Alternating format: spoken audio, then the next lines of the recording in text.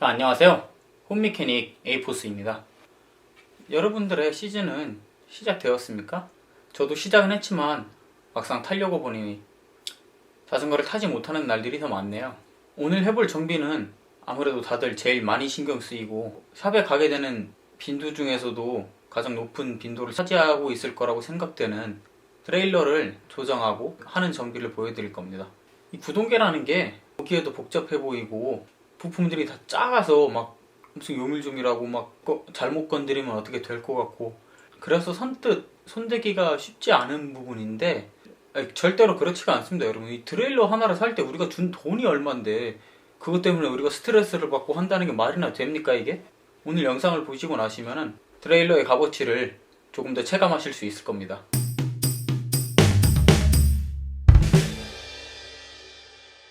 먼저 정비를 하기 전에 이 트레일러, 이게 왜 소음이 발생하는가, 왜 우리에게 스트레스와 불안감을 주는가. 분명히 샵에서 살 때는 안 그랬는데 이게 그때는 기변뽕이어서 안 들렸나, 이러시는 분들도 있을 수 있어요.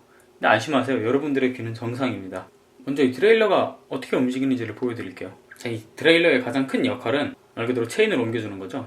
어떻게 옮기느냐, 스프라켓 코그가 큰 방향으로 갈 때, 작은 방향으로 갈 때, 이게 트레일러의 가장 핵심적인 움직임입니다. 이쪽으로 갈 때는 케이블이 잡아당기고 이쪽으로 올 때는 스프링의 탄성을 가지고 다시 제자리로 돌아오게 됩니다. 이 케이블을 얼마나 잡아당기느냐에 따라서 기어의 단수가 결정나게 됩니다.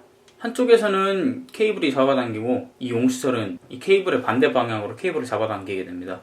다시 말해서 이 변속 케이블은 항상 팽팽한 상태라는 겁니다. 그래서 이 케이블이 언제 늘어나도 전혀 이상하지가 않습니다. 앞트레일러도 마찬가지고요. 자, 지금까지 좀 지루한 얘기였지만 결론을 말씀드리자면 이 변속 케이블이 늘어나기 때문에 트레일러의 정렬이 뒤틀어지게 되고 변속이 둔해지고 소음이 발생하게 되는 겁니다. 그러면 케이블이 늘어난 것을 해결하려면 어떻게 해야 되나요? 당연히 늘어난 케이블을 다시 줄여야겠죠? 이게 뭔 소리야? 늘어난 케이블을 다시 줄인다고? 당연히 그건 말도 안 되는 소리고요. 그걸 대비해서 이 트레일러에는 장치가 다 있습니다. 당연히 있죠. 돈이 얼마짜린데. 먼저 뒷트레일러에 보시면 케이블과 뒷트레일러가 만나는 지점이 있습니다. 이 지점에 손으로 돌릴 수 있는 장치가 있어요. 이거를 애드저스터, 텐셔너, 여러가지 이름으로 불리는데, 이거를 손으로 돌리시면은 케이블이 움직이고 그에 따라서 트레일러가 따라오는 것까지 확인을 할 수가 있습니다. 여기서 캐치를 하셔야 되는 게, 공구를 쓰는 정비가 아니죠. 말 그대로 이거는 사용자가 필요하면 언제든지 수시로 만지게끔 하기 위한 의도로 제작이 되었다고 생각을 하시면 됩니다. 먼저 이 나사를 많이 풀어서 케이블을 엄청 팽팽하게 하면은 어떻게 되는지부터 보여드릴게요.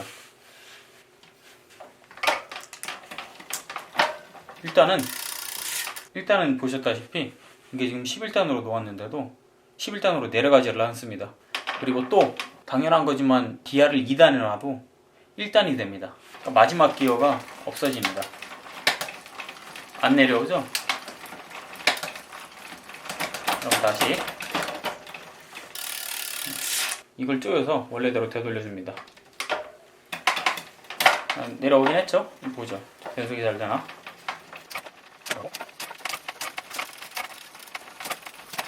올라가는 건 문제 없습니다. 그럼 여기서 끝이냐? 아니죠. 내려오는 것도 다시 봐야죠. 내려봅니다. 자, 문제 없죠? 그러면 이제 세팅이 끝난 겁니다. 내려올 때는 반의 반박자 정도가 느린 것 같은데 조금만 더 쪼아 볼게요.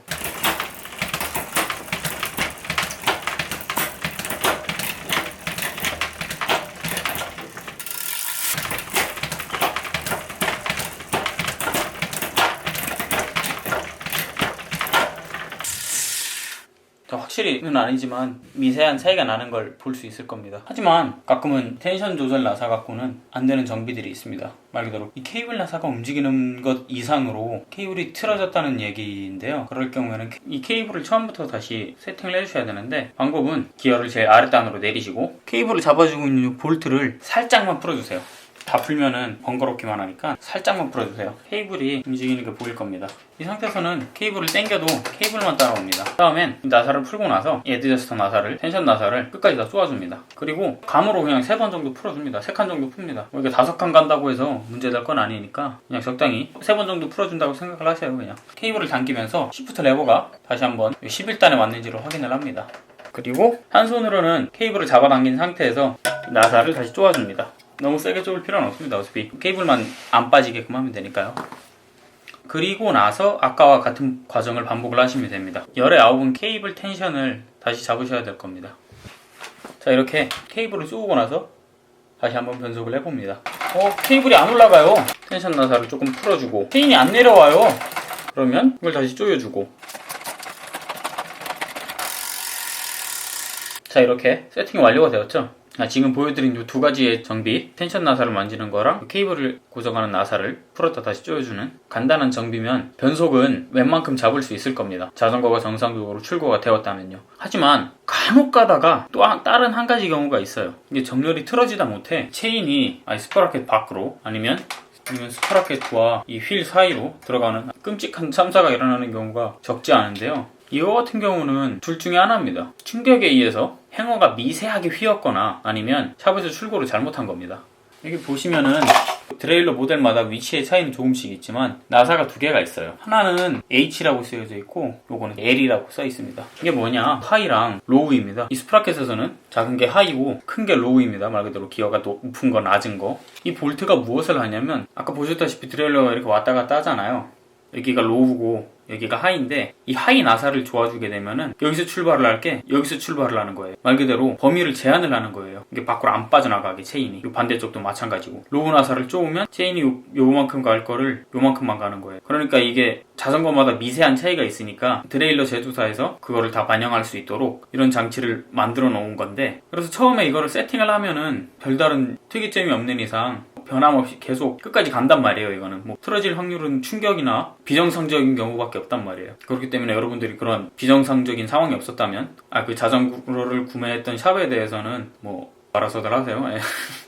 물론 제가 지금부터 하는 얘기가 이 케이블의 두 가지를 조정을 해서도 정렬이 안 맞다, 체인이 자꾸 벗어난다 이러는 경우에만 하이 나사랑 로우 나사를 만져주세요. 체인이 자꾸 빠진다, 11단을 넘어서서 밖으로 빠진다 그러면은 하이 나사를 쪼아주세요. 케이블 텐션을 제일 약하게 해도 11단으로 안 내려간다 그러면은 하이 나사를 풀어주세요. 풀어서 범위를 확장을 해주시고, 반대로 체인이 1단을 넘어서서 휠과 스프라켓 사이로 낀다 그러면은 로우 나사를 쪼아주세요. 아니면 체인이 1단으로 안 올라간다 그러면은 로우 나사를 풀어주세요. 하이 나사랑 로우 나사를 만지는 경우는 그렇게 총 4가지 경우죠. 이 하이 나사나 로우 나사를 만지고 났을 경우에는 케이블 텐션이 다시 틀어졌을 가능성이 매우 높기 때문에 다시 한번 아까 같이 이 텐셔너를 이용해서 케이블 텐션을 다시 잡으셔야 될 겁니다. 자, 이 정도면은 뒷드레일러는 다 안다고 해도 과언이 아닙니다. 몇 가지가 더 있지만 그 이상은 혼자 하시는 거를 권장드리지 않습니다. 이 대부분의 뒷드레일러에는 텐셔너가 있어요. 하지만 반대로 앞드레일러에는 대부분이 텐셔너가 없어요. 그러면 어떻게 하느냐, 그거를 대비해서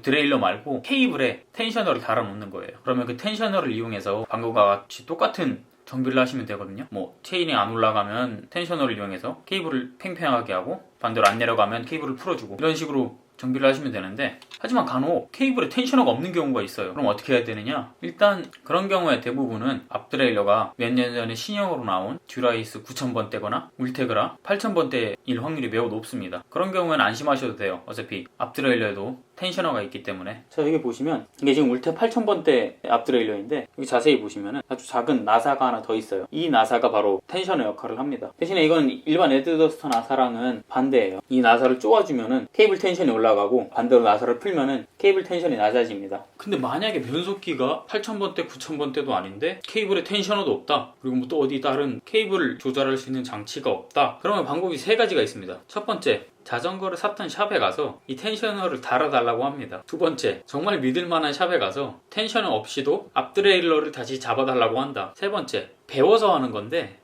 요거는 조금 어렵다고 할 수 있어요. 제가 웬만하면 자전거 정비 쉽다 하는데 이거는 조금 얘기가 달라요. 감도 조금 필요해서 저도 이 자전거를 중간에 울트라로 바꾼 건데 그전에는 10호로 썼단 말이죠. 10호를 쓸 때는 앞드레일러 텐셔너가 당연히 없고 중간에 케이블에도 텐셔너가 없어요. 그래서 샵에다 문의를 했더니 서벨로는 기본적으로 다 없다고 하더라고요. 어떻게 보면 달 수도 있는 건데 비주얼 같은 거는 조금 민감해서 달고 싶지는 않더라고요. 그게 좀 미관적으로 미세하게 이렇게 신경 쓰이는 게 있어요, 그게. 그래서 이거를 그 샵 사장님한테 물어서 하는 방법을 배워가지고 그때 당시는 자전거를 막 배우고 있던 시기이기도 했으니까 아마 한 3일 정도 걸렸던 걸로 기억을 해요. 저는 뭐 그 감을 익히는데 뭐 물론 출퇴근을 했어야 되니까 그 시간을 빼고요.